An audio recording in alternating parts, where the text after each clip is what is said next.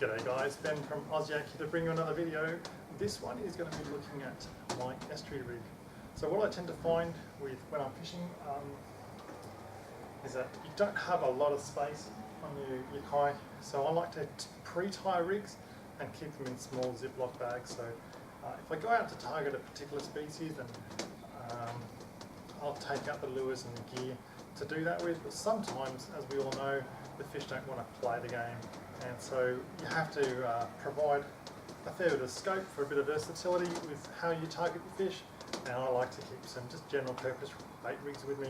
That way, if the fish aren't playing the game on a particular day, I can use these rigs to target and see what other species might be around. So, righto guys, what we're going to do now is we're going to make up one of the estuary rigs or one of the light rigs. I like to use this inside rivers and around things like marinas, that kind of stuff. For a lot of the basic species we tend to find there, such as bream, whiting, trevally, flathead, and those kind of species.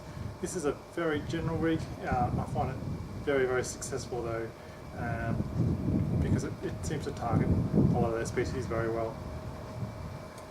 Okay, what we need is we need a metre, roughly, of fluorocarbon. So in this case I'm going to use Berkeley Vanish, but there's plenty of other brands out there. So we've got roughly a metre there. This means we can still cast it, but we're not over relying on how this is going to work. Rightio, so I like to work one end to the other, keeps it nice and simple. And the first thing I need to do is put on a swivel.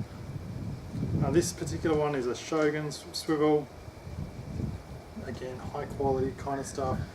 But I'll retie this rig in probably 6 or 8 weeks time. I only like to keep maybe 4 or 6 rigs done up at any one time, otherwise I've got too much stuff. And what I tend to find is you'll get salt in it and exposure to the water and the sand, and stuff will rust. It's inevitable, and once it starts to rust, you pretty much got to think carefully about whether it's still going to work or not, and it creates weak points. So I've there tied a very simple half blood knot.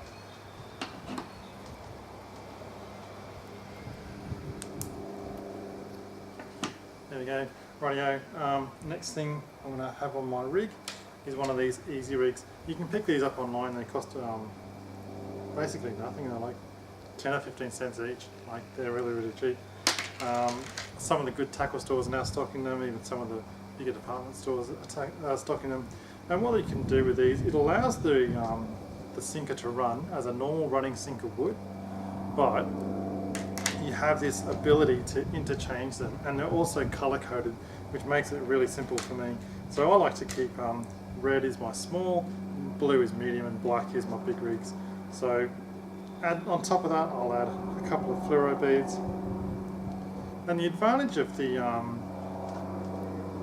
easy rig is that you can change your sinker to suit the conditions without having to change the rig, and it really only takes a couple of seconds.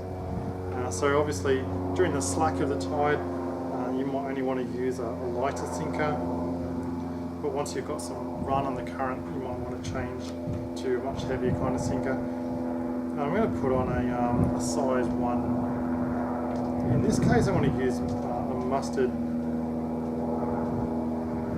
snapper hook. I find these are really good for this sort of reason. I have also been experimenting with the circle hooks more recently, and I find them pretty much on par, although I like to use the mustard ones for this one. So,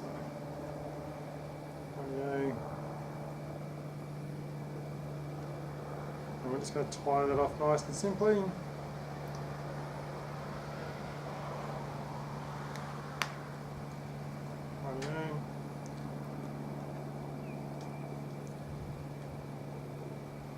And you can find, there we go, I like to keep the tags of the line real tight, What this does, guys, it allows me to use a running sinker rig. It's small enough that I can cast this a reasonable distance of like maybe I could probably cast this fairly accurately around the 10 to 12 metre mark, and that's probably what I'm going to want to do in those kind of environments. And obviously, as I say, you can change the snapper lead to suit, or the sinker to suit. So you can, I've found more recently you can get these really good quality small but snapper style leads that fit these really well. And again, they only cost a tiny amount of money. And there you go, that's roughly about a metre. What this is going to do, guys, fish will come along, it'll find the bait, the fluoro beads will help it do that. The bait you'll find will float in the current.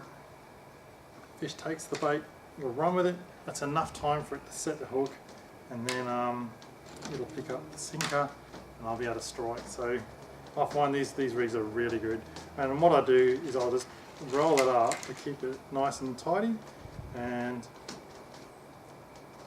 place that inside a small Ziploc bag so it's on my kayak, and sometimes I'll even put them inside my life jacket front pocket if I'm going to use a few of these rigs, because I like to change the hooks every couple of times I've been out almost. Rightio guys, there we go. That's my intro for my light rig. Well, thanks for watching. I'm going to be building my YouTube channel with an average of 2 videos per week, eventually covering all sorts of topics on kayak fishing, from reviews of gear, reviews of kayaks, location reports, even hook and cook type ideas for you. I'm looking forward to any comments or suggestions you might have. Please leave a comment below, or you can message me directly through YouTube. If you liked the video, please like it. Please feel free to share this video on other social media such as Facebook or Twitter. And don't forget to subscribe. Thanks for watching. Until next time, tight lines and stay safe.